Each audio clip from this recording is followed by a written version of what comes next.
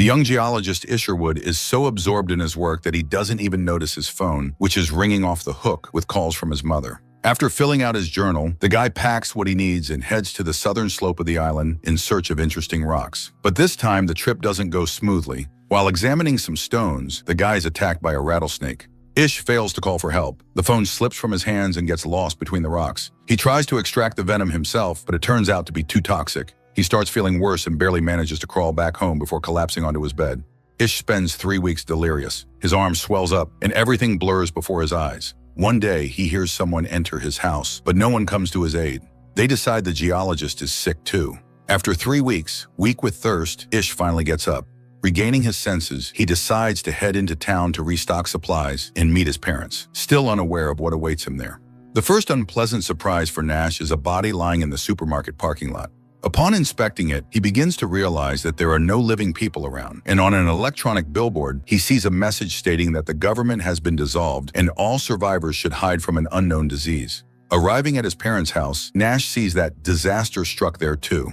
He finds an abandoned breakfast in the kitchen, fruits darkened with age, and empty rooms. Fighting fear, he approaches the bedroom door, already sensing an unpleasant smell as he enters. Nash's father fell victim to the epidemic. His body lies in bed, covered in horrible blotches. His elderly mother, unable to reach her son, couldn't bear her grief. She locked herself in the bathroom and took every pill in the house. Nash digs a grave right in the yard. He carries his parents there in his arms and, unafraid of infection, kisses them goodbye, sobbing over the fact that he has been left completely alone. Now Nash must start a new life. He explores the city where thousands of bodies lie and tries to understand why he was the one who survived. Visiting the nearest supermarket, Nash takes a rifle and some ammo, determined to search for other survivors. He wants to believe that there are still some lucky ones like him in the city and that together they can start over.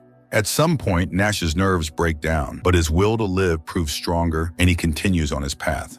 Having found no one in the city, the geologist decides to visit Las Vegas. The bright, sparkling city now lies empty and the casino crowds have vanished. Nash decides to take advantage of this to unwind a bit. He finds a luxurious jacuzzi and tries to relax and rest before continuing his journey. After a hot bath, he decides to have a few drinks. Confident that he is alone, Nash doesn't bother with clothes and heads to the bar completely naked. But there, an unexpected encounter awaits him. A couple of survivors, Milton and Anne. The couple doesn't know why they survived. They both lost loved ones in the hotel and now try to support each other. Milton shows Ish recordings of news broadcasts he captured during the epidemic. He explains that the end of the world came because of the government. No one took measures to protect the people in time, and by the time quarantine was declared, it was already too late.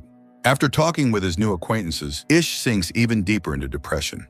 He spends the night right on the floor by the elevator, trying to process the information Milton shared.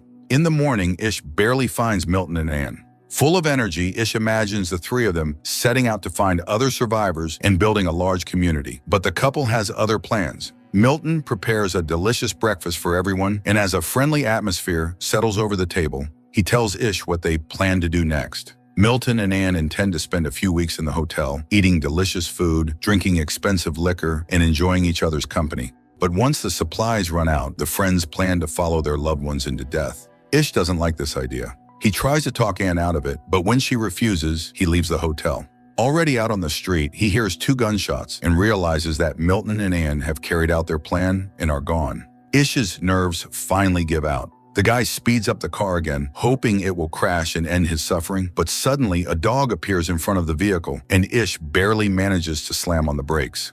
Lucky, that's what Ish names the dog he decides to keep. Together, the pair heads to the city library to gather books that will help them survive in a world without people.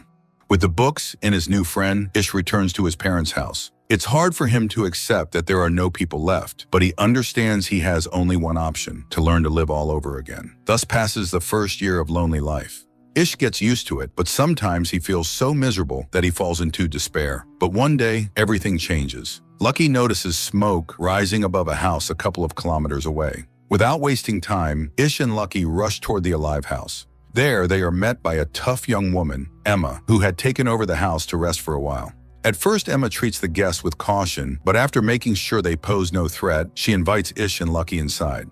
Emma is a little older than Ish, but the age difference doesn't stop them from finding common ground. They share stories of how they lost their loved ones during the epidemic and talk about their plans for the future.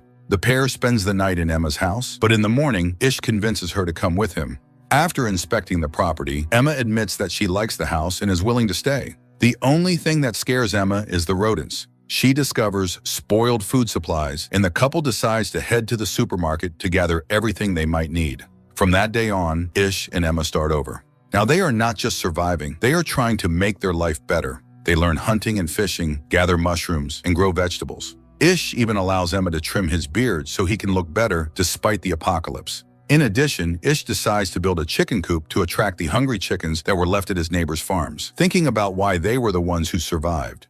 Emma suggests that their task is to give the earth new inhabitants. The couple decides not to delay this purpose. Passion flares between them, and they give in to it.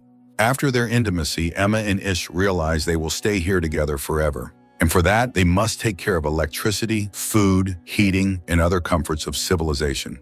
Ish begins by searching for gasoline. He goes around the neighboring houses, siphoning fuel into canisters to build a solid reserve.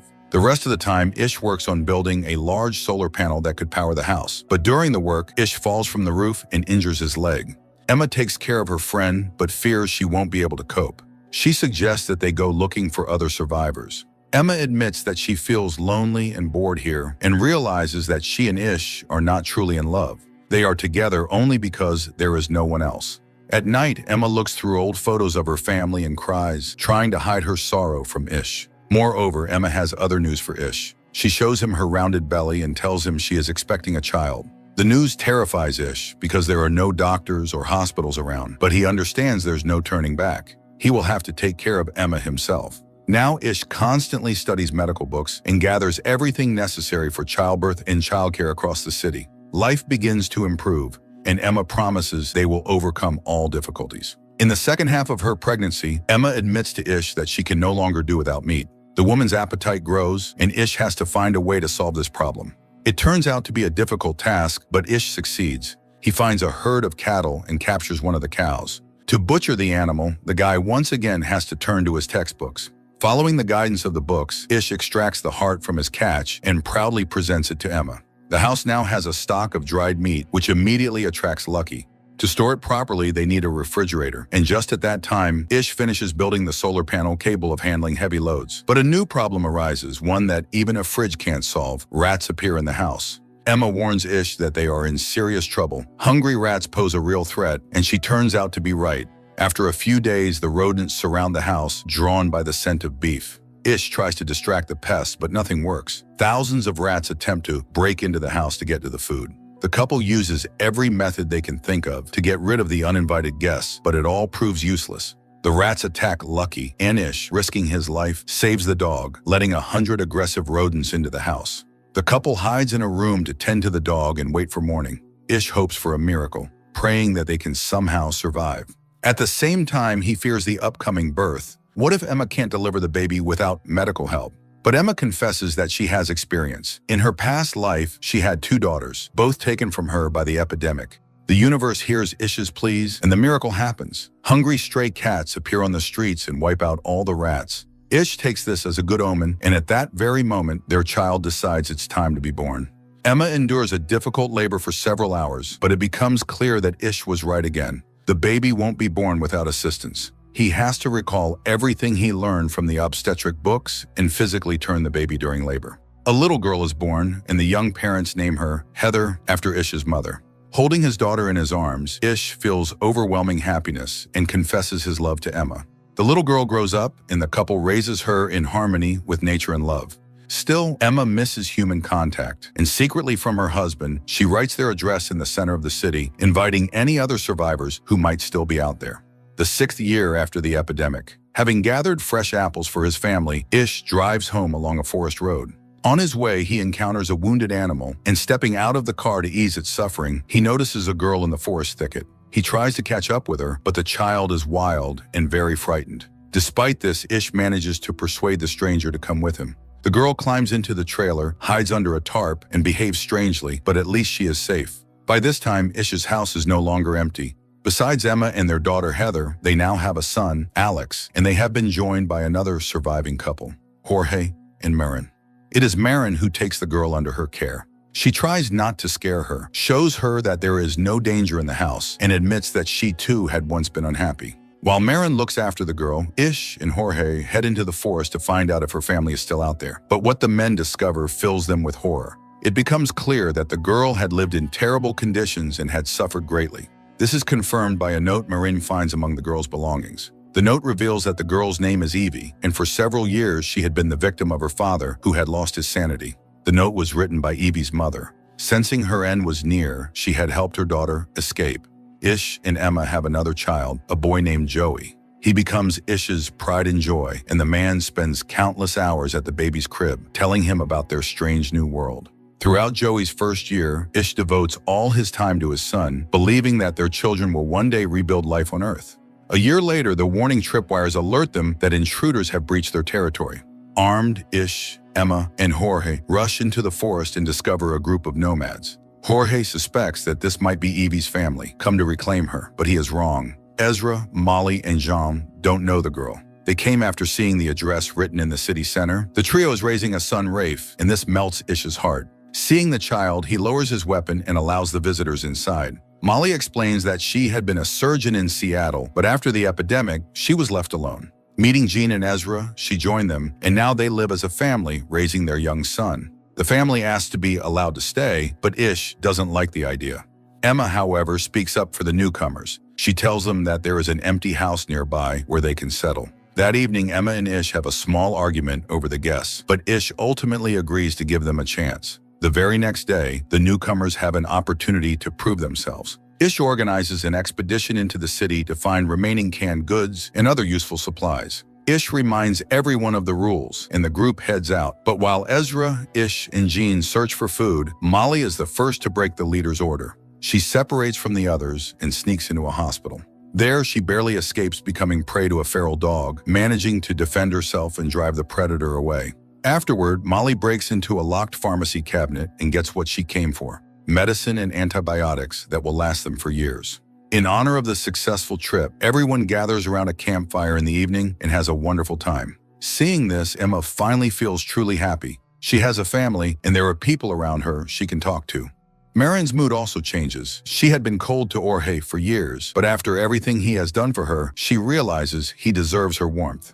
Only Jean is unhappy. She learns she is pregnant and tries to terminate the pregnancy, not wanting to bring a new life into this cruel world. But Molly comforts her friend and promises that together they can overcome any hardships. Jorge gifts Ish a hammer, a symbol of his strength and leadership. Ish is grateful to his friend that they are all alive and can make plans for the future. 9 months later, new children are born into the commune. Daughters are born to John and Ezra and to Jorge and Marin. To celebrate the occasion, Ish roasts Cuban cigars for Jorge so he can toast his unexpected fatherhood. The 14th year after the epidemic, the commune gathers at the festive table to celebrate Heather's birthday, the first child born after the apocalypse. Only old Lucky doesn't join the festivities. He prefers to stay inside the house. Evie also keeps her distance. Despite all the years that have passed, the girl still remains silent and avoids interacting with others. Storm clouds gather over the city, and to avoid being bored at home, Ish takes Joey to the library.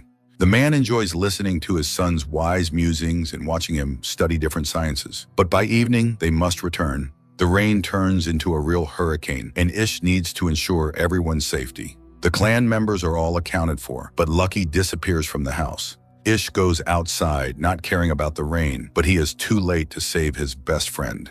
A fallen tree claims the dog's life. This loss hits Ish hard, but a few days later, an even greater blow awaits him. Checking on Joey and Evie playing in the park, he witnesses a giant, starving cougar attack the children. Sacrificing himself, Ish stands between the predator and the kids, and a brutal battle begins, one he has little chance of winning. But witnessing this, Evie speaks for the first time in years, crying out for help. Molly draws on her old training. She provides Ish with first aid, stitches his wounds, and administers necessary medications, but she doesn't know if they can save their leader. Driven by the need for revenge, Emma grabs a loaded rifle and heads into the forest to hunt down the beast. That night, Ish regains consciousness, and Molly confesses the truth. She had lied. She wasn't a surgeon and had actually dropped out during her first year of medical school. Despite everything, Molly manages to save Ish, and within a couple of weeks, he returns to normal life. The 17th year after the epidemic. Life moves on, and the children grow up. Heather and Rafe, who were raised together, begin spending more and more time alone. They explore the city, learn how people used to live, and realize they want to see the world beyond their island. Heather asks her mother to talk to Ish, but the man doesn't like his daughter's idea. He admits he doesn't want to let her go. Emma, however, manages to persuade him, and a few days later, Ish helps his daughter prepare for her long journey. To the sorrow of parting is added a new problem. A drought deprives the settlers of water. Ish gathers a team, and they drive to the dam where they discover a dry reservoir, which could become a real catastrophe for them. While scouting the area, Joey spots some buses approaching, and he gets excited, hoping to meet new groups of people. But Ish doesn't share his son's excitement. He orders everyone to take their positions and rushes his family back to their territory. Unfortunately, the nomads spot Ish's group and begin following their fresh tracks. Charlie, the leader of the new group, offers Ish a canteen of water as a peace gesture. He explains that they have been traveling for several years and that they have something useful to offer. Pulling back a tarp, Charlie reveals a drilling rig capable of creating a well and providing fresh water. In exchange, he asks to stay temporarily in Ish's settlement and later share some gasoline, which is running low. Ish agrees to Charlie's terms, even though he dislikes and distrusts the newcomers. He spends a lot of time with Charlie to keep a close eye on him, but doesn't notice that the guest is subtly undermining his authority, trying to seize control. Meanwhile, Ish's sons quickly fall under Charlie's charm. They see him as strong and cool, far more impressive than their own father. Ish doesn't like it at all, nor does he like how Charlie keeps watching Evie. Tensions rise, leading to arguments between Ish and his sons, and Emma tries to calm her husband down, saying he's just jealous and afraid of looking less authoritative compared to Charlie. The drilling work progresses, and it seems that soon the ordeal will be over. Ish hopes that once the water starts flowing, Charlie will leave, but for now, unable to contain himself, he wanders off into the forest to cool down. Ironically, it is during this moment that Ish gets lost in the woods for the first time. Night falls, and still Ish does not return home. Taking advantage of Ish's absence, Charlie tries to seduce Jean, but the woman rebuffs his advances, reminding him that she already has a family. Ish finally returns home long after midnight, terrifying Emma, who feared the worst. Even back home, Ish feels no peace. His instincts tell him that something terrible is about to happen. The next day, the drilling rig finally finds water. The settlers rejoice at their salvation, and Ish feels relieved that Charlie will now leave. But Charlie has other plans. Slapping Ish on the shoulder, he hints that he's not going anywhere. That evening, the settlers gather in the yard to celebrate their survival. Watching everyone laugh and celebrate, blind to the threat Charlie poses, Ish can no longer stand it and retreats into the house. But sleep does not come. Long after the others have dispersed, Ish remains on the balcony, lost in troubled thoughts. The night's silence is shattered by the sounds of a struggle and a woman's scream. Ish tries to pinpoint the source, but everything becomes clear when he sees Charlie emerge from Evie's house, fastening his pants. Silas, Charlie's friend, had been standing guard at the door, making sure no one interrupted his boss. Confident in his impunity, Charlie strolls back to his trailer. Even the knowledge that his own wife saw everything does not scare him. Together with his accomplice, Silas, Charlie plans to seize the settlement and get rid of Ish. They intend to carry out their plan at dawn. At the same time, Ish brings Evie to Molly so she can receive help. He also gathers the others to tell them everything and make a decision. The man fears that Evie might not be Charlie's only victim, and they must act. Emma insists that there is only one way to deal with Charlie and keep everyone safe. They must eliminate him. Otherwise, the criminal could return at any time and attack when they least expect it. Most people dislike the idea, but after weighing all the arguments, the settlers realize that if they don't act, Charlie will take their children's lives and destroy their home. The majority votes yes, and armed with the hammer Jorge once gave him, Ish heads toward Charlie's trailer. Despite the decision, Ish first tries to resolve things peacefully. He asks his rival to leave, but the conversation quickly falls apart. Charlie openly threatens that he will destroy Ish and take over the settlement. At that moment, Ish's friends emerge from their hiding spots, and Charlie realizes he has no chance of carrying out his plan. He surrenders, and Ish, unable to contain his anger, unleashes all his fury on him. The rest of the night, Ish spends trying to wash the blood off his hands and clothes, but Emma supports her husband again, assuring him that they did the right thing. At dawn, Ish gathers Charlie's followers and informs them that their leader is no more. Now they have a choice: stay and obey his rules, or leave and never return to these lands. The first to hear the news is Charlie's wife, but she shows no sadness at all. The others also breathe a sigh of relief and decide to stay, while only Silas chooses to leave, feeling betrayed by his friends and Charlie's fate. However, Silas's courage doesn't last long. After a few minutes, he returns and begs to be accepted back, but Ish refuses, reminding him that he stood guard while Charlie harmed Evie. peace and calm return to the settlement once more. While playing with his friends near the playground, Joey runs off into the woods and climbs a tall tree to get a better view of the city. The boy dreams of one day seeing the entire world and making it a better place. A few weeks later, Joey proudly shows the settlers his invention, a flying machine that doesn't require gasoline. Seeing this, Ish and Emma feel a deep pride in their son and realize that nature had preserved them for a reason. But the happiness doesn't last long. That very evening, Joey falls ill. At first it seems like a simple cold, but soon more people get sick and the settlers realize a new unknown virus has reached them. Molly tries to help the sick, but the medicines are once again powerless.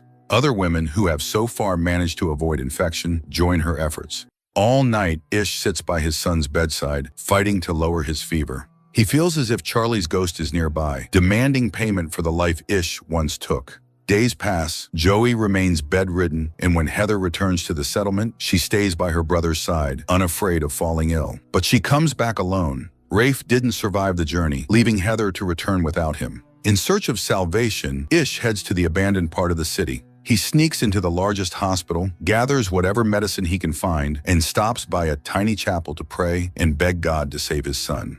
The 20th year after the epidemic, Jean asks Heather to tell them about her journey and how Rafe died. The pair had traveled through many cities, learning about how people lived before the epidemic. But then tragedy struck. While resting on the coast, they encountered a wild man who killed Rafe to steal their food. But Heather does not know that the wild man was Silas, the very one who had once been banished from the community. On her way home, Heather's car broke down, and she had to walk the rest of the way on foot. Still, she believes that all along the way, the spirit of her fiancé, Rafe, was with her. Joey doesn't get any better. He already knows himself that his time is running out and that soon he will be gone. When Ish returns home, Heather hopes he has brought medicine. But instead, Ish prepares to give his son a blood transfusion, hoping to pass on his immunity. Heather begs her father to stop and not scare the boy, but grief has clouded Ish's judgment. The same has happened to Jean. Having lost Rafe, and with her daughter also sick, she is barely holding on. Ish carries Joey to the hospital ward and pleads with Molly to save the boy, but there is nothing she can do. Her only advice is to try an ice bath to bring down his fever. Some patients manage to recover. One of them is Corey. While visiting his friends, he talks with Heather and realizes from her story that the man who killed Rafe was Silas. Unfortunately, Joey does not improve, despite all of Molly's, Ish's, and Emma's efforts. The boy speaks to his father one last time, then closes his eyes and passes away. The settlers bury those who didn't survive the virus. Among them are Joey and Jean and Ezra's daughter. But Ish does not stay for the funeral. He drives to the city to erase the address they had written there and spends time in the library, the place where his son had loved to be. Emma finds her husband in the library. She begs him not to lose faith despite the grief they have endured. She notices Ish preparing to set the library on fire, but she reminds him that they have other children and that they must preserve history for them. For the sake of his wife, his children, and his friends, Ish pulls himself together and finds the strength to go on living. The 21st year after the epidemic. A year after Joey's death, Ish finally finds the courage to tidy up his son's room. On the boy's desk, he finds blueprints for new inventions Joey never got to build. One of them is a radio station capable of picking up signals from all over the world. Ish spends several days studying his son's notebooks. He notices that on every page, Joey had written the same phrase, "We need this." The boy had dreamed that one day they would find other colonies and expand their world. Ish shows the blueprints to his friends and confesses that he is ready to find other survivors and welcome them. Jorge and Ezra support their leader, and together the men begin building a satellite system. Addix and Marin also help in constructing the station. Marin admits that she holds great hope for the arrival of new people. Finally, the system is ready, and Ish starts sending signals to different parts of the world. His voice reaches distant countries, but no matter how hard he tries, no replies come. Seeing how exhausted her husband is, Emma suggests taking a break and playing baseball. The group uses whatever materials they can find to fashion makeshift uniforms, and instead of a ball, they use a lemon, but the game becomes a warm greeting from the old world, allowing them to forget their struggles for a while. During the game, Heather notices the elders frequently calling out certain numbers. She remembers that during her travels with Rafe, they had also seen number combinations, but hadn't understood their meaning. Hearing this, Ish suddenly realizes what his daughter is talking about. He rushes to the radio station and inputs the numbers she mentioned. Again and again, Ish repeats the message, stating his name and asking for a response. And after an hour, he finally receives a reply. Ish learns that he has contacted a commune where 77 people live. At first, everyone feels overwhelming joy, but then fear creeps in. What if history repeats itself, as it did with Charlie? The deciding moment comes when the woman on the other end of the line speaks the very words written in Joey's journal, "We need this." 50 years after the epidemic. Stepping into the yard of his home, now surrounded by dozens of other houses, an elderly Ish passes the hammer once given to him by Jorge to Heather's eldest son. The men walk into the forest, where Ish imparts one last lesson to his grandson. People come and go, but the earth endures forever.